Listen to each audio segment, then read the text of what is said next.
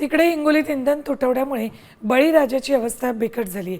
दिवसभर शेतात कष्टाची कामं केल्यावर ट्रॅक्टरसाठी डिझेल करता शेतकऱ्यांना रात्रभर पेट्रोल पंपावर जागून काढावी लागते. हिंगोली कळमनुरी महामार्गावरील लासना पाट्यावर शेतकरी मध्यरात्री डिझेलच्या प्रतीक्षेत ताटकळत बसलेत. प्रशासनाच्या दुर्लक्षामुळे संतप्त शेतकऱ्यांना माहितीही दिली जात नाही.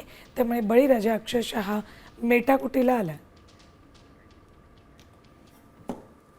मराठवाड्यामध्ये सलग 5व्या दिवशी देखील इंधन टंचाईचा मोठा फटका शेतकऱ्यासह सर्वसामान्य नागरिकांना बसत आहे.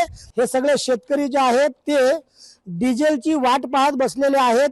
या ठिकाणी आपण जर पाहिलं तर जिथे डिझेल भरल्या जातं त्या नोझलच्या ठिकाणी अख्खी रात्र हे सगळे शेतकरी काळी करत आहेत. आम्ही इथं 6 वाजल्यापासून इथं थांबलेले आहेत.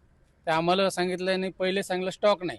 नंतर आम्ही तिकडे टँकर जाऊन चेक केला तर टँकर त्यांनी खाली गेला. 15,000 स्टॉक त्याच्याकडे अवेलेबल आहे, त्यांच्याच माणसांनी सांगितलं आम्हाला. तर मग नंतर त्या मालकाला आम्ही बोललो तर मालक आम्हाला म्हणले की बा स्टॉक आहे पण माणसं नाहीत आमच्याकडे. आता माणसं द्यायची 4 मधात झोपलेले आहेत तरी पण आम्हाला ते माल देत नाहीत.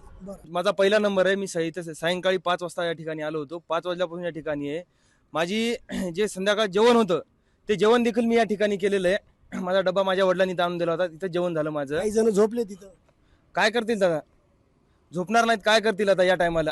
शेतकऱ्याचं ट्रॅक्टर आहे तर आम्ही काही व्यवसाय वगैरे करत नाही. स्वतः शेतीला ट्रॅक्टर लागते, त्यालाही जर डिझेल मिळत नसेल आम्हाला तर मग किती दुःखनीय, किती व्यवस्था हे प्रार्थनीय आहे.